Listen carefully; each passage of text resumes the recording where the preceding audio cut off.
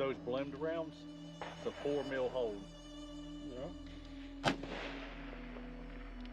Yep.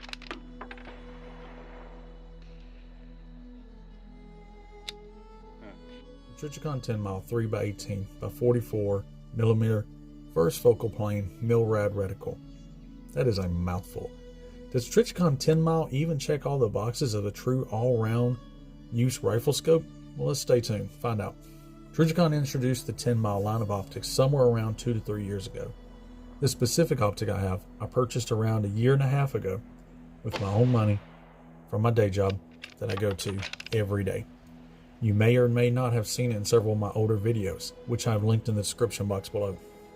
So after a year or so of use on a few different platforms, I feel like I now have a few opinions on this optic and its application. I've learned quite a lot after using this optic, and getting some experience using what is now known as the Mid Power Variable Optic, also referred to as MPVO.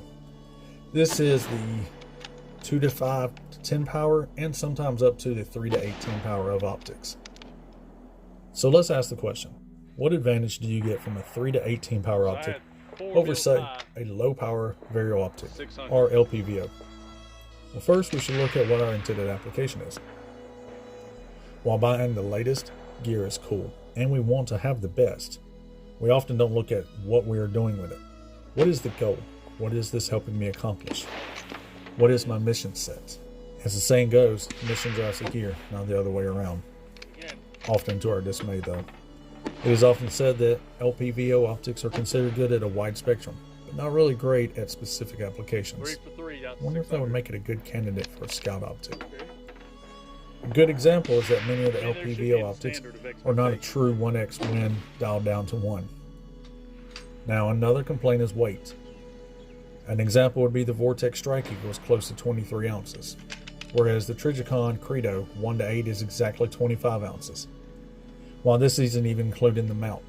Now granted, that's not exactly a lot, but in comparison, however, the Trijicon 3 to 18 is 24 ounces. This isn't exactly an apples to apples comparison, yes I know, but on the flip side, you do get over double the maximum magnification on the high end with no sacrifice in weight gain. That being said, there is a penalty in length that you do give up with this. The scope is at 15 inches long. The MPVO optic is a mission-specific optic. It is used for rifles where you may have to take longer than normal shots, but it is not a use for in-sniper role. Meaning, it is not a long-range rifle scope, but it is also not a CQB scope. That's not to say that the low end of magnification of 3x can't do the job of a close-up optic, but it's not meant to fill that role. This optic is one I would say is meant for use in short to medium ranges, say 100 yards out to 600 to 800 yards, depending on your caliber selection and the platform you're using this on. This would make it an ideal candidate for the Crane AR-15 Special Purpose Receiver, or Designated Marksman Rifle, or even the AR-15 build. Think of that last comment as an omen of things to come. So, to say without understanding the finer nuances, you cannot appreciate the maximum use of such an optic. The reticle used in the Trijicon Tenmile, well, let's just shorten that up to 3 to 18, right? The reticle used on the 3 to 18 is an MRAD Precision Tree style. The MRAD reticle offers precise windage and range holds, with exposed turret stop elevation adjuster allows you to quickly return to zero. This has almost become an industry standard in precision shooting when using a mil reticle. Now for disclaimer, I'm not going to go too far into the whole reticle part and discussing that. There's other videos that can discuss this at better, or can discuss this in a better way at length that can explain this in a way that I cannot. But speaking of elevation and windage, the knobs are very audible clicks and very tactile when dialing for elevation. The windage, however, is hidden underneath the cap where you can adjust the windage for zero. After zeroing your optic, you will remove the top cap and then pull the dial off the brass where you can reset it for zero. You will also find 2 set screws and a steel stop that acts as your zero stop. After you have everything reset, put it all back together. Also of note, the magnification dial is also adjustable. You can swap between 2 different spots, by screwing in the dial wherever you feel like it best suits your preference. On the short end of the magnification, I have used the 3X with great success running a few up-close drills. At no point did I feel like it was giving up anything and having any loss of situational awareness when using this as up-close optic for under 100 yards. I have been able to make shots at close targets with the bend-in, aim-in concept, or the both eyes open technique, which was pioneered by Trijicon founder Glenn Benden. Now, by the way, if I'm not saying his name correctly, I apologize, but I do know that this technique is actually kind of a common thing now, but at the time it was kind of a major thing. Now, this isn't difficult as the optic and the reticle can be pressed into the role of an up-close CQB style if needed, but again, as I said, it's not optimal. Smart thing to do is put an RMR offset to the side. I've shot 2 rounds. Now, when making shots out to 600 yards though, this is where it shines with the 18x magnification.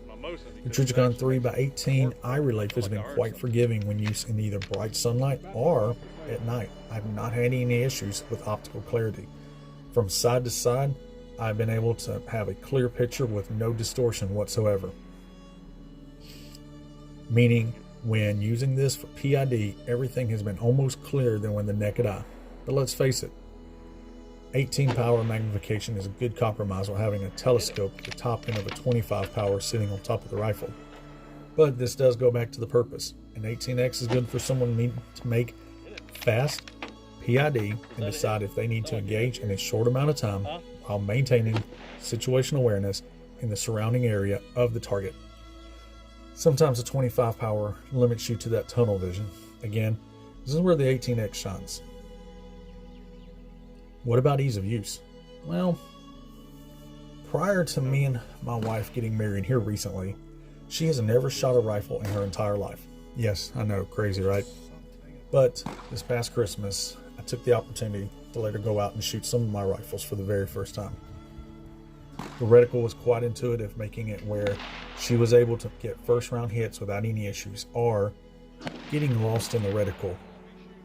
Now, this is important since you don't want to get lost trying to figure out how to use this or where to point at instead of making that all-important shot.